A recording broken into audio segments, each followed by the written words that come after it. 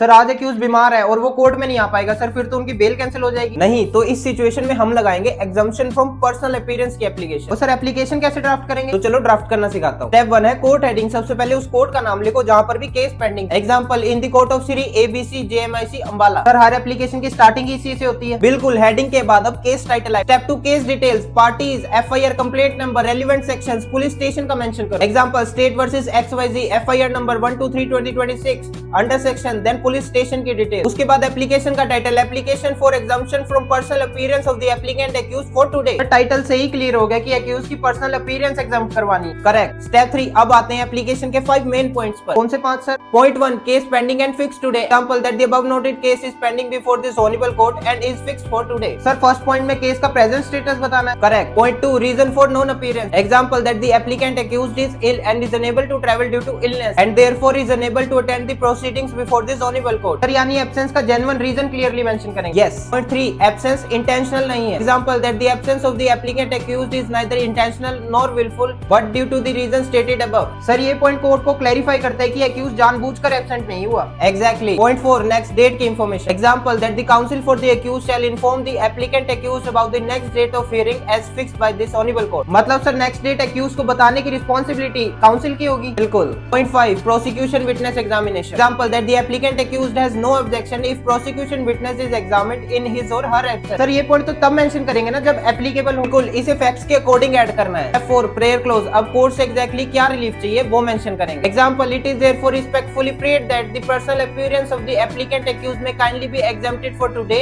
In the interest of justice. ये step तो अच्छे से याद हो गए, सब में लिखना पड़ता है। Exactly. Step 5 signature and counsel details. Last में प्लेस, डेट, एप्लीकेंट एक्यूज्ड का नेम, थ्रू काउंसिल और एडवोकेट की डिटेल्स और सिग्नेचर। तो सर एप्लीकेशन का बेसिक फॉर्मेट हुआ court heading, case details, 5 grounds, prayer, then signature. Perfect. अब एक्यूज की एग्जाम्पशन ड्राफ्ट करके जाके कोर्ट में लगा। ठीक है सर। और आपको इस एप्लीकेशन की ड्राफ्टिंग का फॉर्मेट चाहिए तो लीगैलिटी को फॉलो करके कमेंट्स में एग्जाम्पशन लिखना मत भूलना।